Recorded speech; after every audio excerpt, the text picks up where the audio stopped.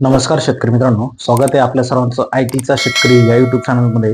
तर मित्रांनो, गेले भरपूर दिवसापासून आपण जवळजवळ आज ह्या आपल्या 100 दिवस 100 औषध या सेरीजचा आज 52वा दिवस आहे. गेले 51 दिवस आपण जे कीटकनाशक असो, बुरशीनाशक असो, हे जे औषधे बघत आहात, यामध्ये ब्रँडेडच औषध आपण सांगत आहोत. तर आजचा दिवस आहे 52वा आणि आजही आपण एक रब्बी पिकांमधील वापरले जाणारे बुरशीनाशक त्याबद्दल आपण माहिती घेणार आहोत.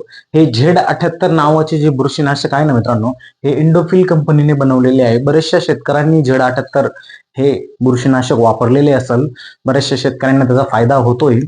परंतु एक सविस्तर व्हिडिओ, एक माहितीपूर्ण व्हिडिओ म्हणजे हे एक्झॅक्टली करतं काय, हे औषध कोणत्या बुरशींना मारतं, कोणत्या बुरशीजन्य रोग आल्यानंतर आपण याचा फवारा घ्यावा, या फवारा घेतल्याने काय काळजी घ्यावी, बोर्डो मिश्रण असो किंवा चुनखडी युक्त समजा काही आपण कंटेंट जर वापरत असाल आपल्या स्प्रेमध्ये, तर त्यावेळेस Z78 हे टाकू नये, त्याचे साईड इफेक्ट होतात. आणि Z78 वापरताना आपल्याला काय काय बेनिफिट भेटतात याबद्दल सविस्तर व्हिडिओ आहे. तर मित्रांनो, इंडोफिलचे जे Z78 आहे याचा मोड ऑफ ऍक्शन जो म्हणतो आपण, तो स्पर्शजन्य आहे. आता स्पर्शजन्य जे औषधं असतात मित्रांनो, आपण वातावरणामध्ये ऊन जर नसल तरीही वापरले तरी चालतात. कारण ते काय, ते स्पर्शजन्य असतात. जिथे झाडं पडतात तिथेच आपल्याला ते बुरशी मारतात. ते इथं पसरत नाही, झाडामध्ये शोषून घेतल्या जात नाही. ते फक्त जिथं पडतात तिथेच बुरशी मारतात, तेथीलच बुरशीजन्य जे रोगांमुळे होणारे इफेक्ट आहे ते तेथेच कमी करतात. समजा पानावर पडलं तर पानावरीलच बुरशी मारणार, पानावरीलच जे इफेक्ट झालेले, करपा झालेले किंवा काही ठिपका वगैरे असेल, स्पॉट्स असेल, लिप स्पॉट किंवा ब्लॉचेस, तेच कंट्रोल करतं फक्त. आता आता डायथिओकार्बामेट हा जो ग्रुप आहे, या ग्रुपशी बिलॉंग करतं. झिनेब 78% WP फॉर्म्युलेशनचं औषध आहे. झिनेब नावाचं घटक 78% भेटतं. जर तुम्ही 100 ग्रॅम औषध आणलं तर त्याच्यात 78 ग्रॅम तुम्हाला झिनेब हे कंटेंट मिळेल. आता WP फॉर्म्युलेशन म्हणजे काय, वेटेबल पावडर म्हणजे काय, की जी पावडर पाण्यामध्ये टाकल्यानंतर विरघळते, पूर्णपणे त्याचं पाणी होतं, ही झाली वेटेबल पावडर तुमची.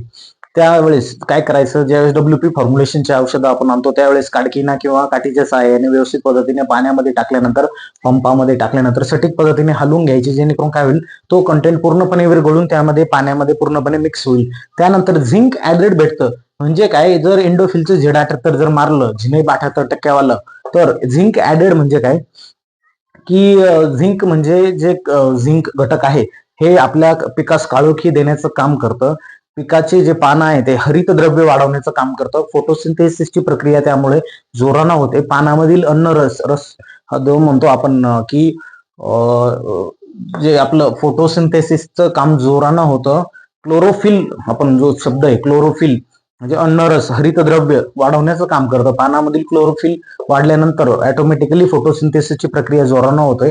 सूर्यप्रकाशाची प्रकाश संश्लेषण क्रिया जी आपण म्हणतो ती जोरानं होऊन काळोखी येते पिकांना, अन्न निर्मिती जास्त तयार होते. परिणामी अन्न निर्मिती जर झाडामध्ये जास्त झाली तर ते अन्न फुलांना पाठवतं, फळांना पाठवतं, म्हणजे अल्टिमेटली आपला फायदा होतो जर तुम्ही झिनेब 78% वालं Z78 मारलं तर.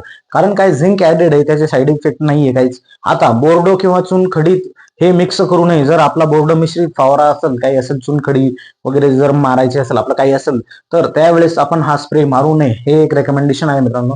तर त्यावेळेस आपण हा स्प्रे घेतला नाही पाहिजे. आता आपण हे झिनेब जे आहे, Z78 औषध, झिनेब कंटेंट वालं, हे आपण दोन गोष्टींसाठी वापरू शकतो. एक तर फवारणीसाठी आपण 2 ग्रॅम प्रति लिटर पाण्याने घ्यावं. आपला जर पंप 15 लिटर पाण्याचा असेल तर आपण त्यावेळेस 30 ग्रॅम हे औषध घ्यावं फवारणीसाठी.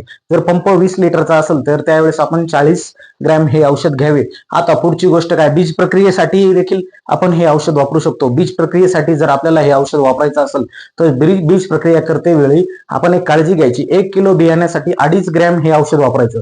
जर आपलं बियाणं 10 किलो असेल तर आपण हे 25 ग्रॅम औषध वापरायचं. याप्रमाणे आपण याचं वापरू शकता. आपण मी याचं प्रमाणही दिलेलं आहे. बीज प्रक्रियेसाठी 2.5 ग्रॅम घ्या, फवारणीसाठी 2 ग्रॅम घ्या. आता पुढची गोष्ट अशी की आता तांबेरा रोग जर असेल आपल्याला, या रोगांसाठी हे औषध मारायचंय. जर तांबेरा रोग असेल, तांबेरा रोग कोणता, गहू पिकावरती जो तांबेरा रोग येतो, ओंबी लागल्यानंतर, ओंबी लागण्याच्या आधी किंवा ओंबी लागल्याच्या नंतर जे तुरे येतात ओंबीला, त्यावेळेस तिथे तांबडट कलरचा, विटकरी कलरचा प्लॉट मध्ये आपल्याला एक तपकिरी कलरचा प्लॉट झालेला दिसतो. जो आपला प्राण्यांचा कलर असतो, समजा कुत्रा, मांजर जे तांबड्या कलरचे असतात त्यांचा कसा रंग असतो, तशा कलरचा जर आपला प्लॉट जर झाला तर समजून घ्यायचं की आपल्या गव्हावरती, आपल्या पिकावरती तांबेरा रोग आला. आता दुसरी गोष्ट काय, करप्यासाठी हे काम करतं. आता ज्या वेळेस करपा रोग येतो मी प्रत्येक वेळेस सांगत आलो की करपा रोग 3 प्रकारचा असतो. पहिला करपा, जांभळा करपा, 2 नंबरचा करपा, काळा करपा, 3 नंबरचा काळा करपा कोणता, की हा जो तपकिरी करपा आहे तो. पहिला करपा जो असतो तो तुमचा जांभळा करपा, तो येतो अल्टरनेरिया पुरी नावाच्या बुरशीमुळे.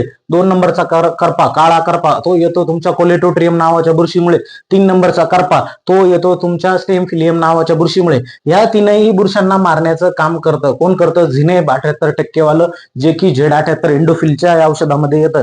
तर तुमचा इथं जांभळा करप्यापासूनही तुम्हाला बचाव भेटला, काळ्या करप्यापासूनही बचाव भेटला, त्यानंतर तपकिरी करप्यापासूनही बचाव भेटला. तीनही प्रकारचा करपा, जो करपा तुमच्या कांद्यामध्ये, लसणामध्ये दिसतो, तो करपा तुमचा इथं कंट्रोल झाला. गावावरील तांबेरा कंट्रोल झाला. आता भुरी. भुरी म्हणजे काय की मित्रांनो, ज्या वेळेस कलिंगड असो तुमचं, त्यानंतर खरबूज असो, टोमॅटो असो, द्राक्ष असो, बटाटा असो, मिरची असो, ह्या अशा काही भाजीपाला किंवा फळबागा आहे, यांच्या पानावरती जर आपण हाताने असं बोटाने जर असं ओढलं तर आपल्याला भुरी दिसते. भुरी म्हणजे काय की एक पांढऱ्या रंगाचा थर तयार झालेला असतो, एक पावडरी सारखा थर, जी आपण गव्हाचं पीठ म्हणतो किंवा बाजरीचं पीठ म्हणतो, त्या वाणी एक असा हाताला लागतो. ही भुरी इझिली निघत नाही. आपण बोटाला असं खरडून ओढलं तर निघते, पण परंतु पानाकडे बघितल्या बघितल्या आपल्याला ओळखू येते. ही भुरी जी असते, ही भुरी कंट्रोल करण्याचं काम कोण करतं? झिनेब, जे 78% भेटतं आपल्याला Z78 मध्ये. इंडोफिलचं हे ब्रँडेड आहे.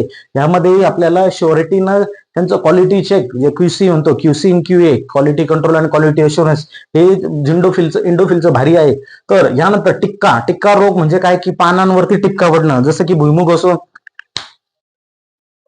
भुईमुगावरती तुम्ही बघू शकता, भुईमुगाच्या पानावरती कधी कधी टिक्का रोग असतो, की भुईमुगाच्या पानावरती समजा भुईमुगाचं पान जर असं असेल तर या टिक्का पडलेला असतो, असं दिसतं बघा, असा टिक्का पडलेला असतो. टिक्का वेगळा आणि ठिपका वेगळा मित्रांनो.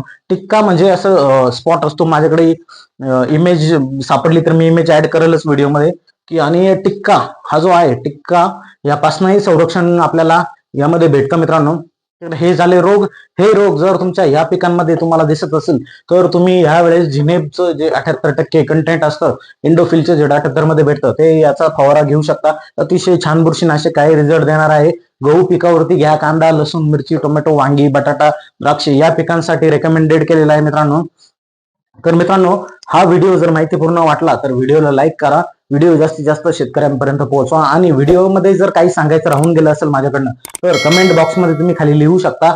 जर तुमच्या पिकांमध्ये जर काही तुम्हाला एखादा रोग जाणवत असेल, काही प्रादुर्भाव झालेला असेल बुरशींचा, किंवा काही माहिती पाहिजे असेल तर तुम्ही इंस्टाग्रामलाही मेसेज करू शकता. मी चॅनलच्या डिस्क्रिप्शन मध्ये इंस्टाग्राम लिंक दिली आहे, तिथे मेसेज करू शकता, कॉल करू शकता. आणि जर माहिती महत्वपूर्ण वाटत असेल तर चॅनलला सबस्क्राईब करा, व्हिडिओला लाईक करा, आणि बेल आयकॉनला क्लिक करायला विसरू नका, जेणेकरून मी पुढील व्हिडिओ टाकला तर तुमच्यापर्यंत इझिली येऊन जाईल. धन्यवाद मित्रांनो.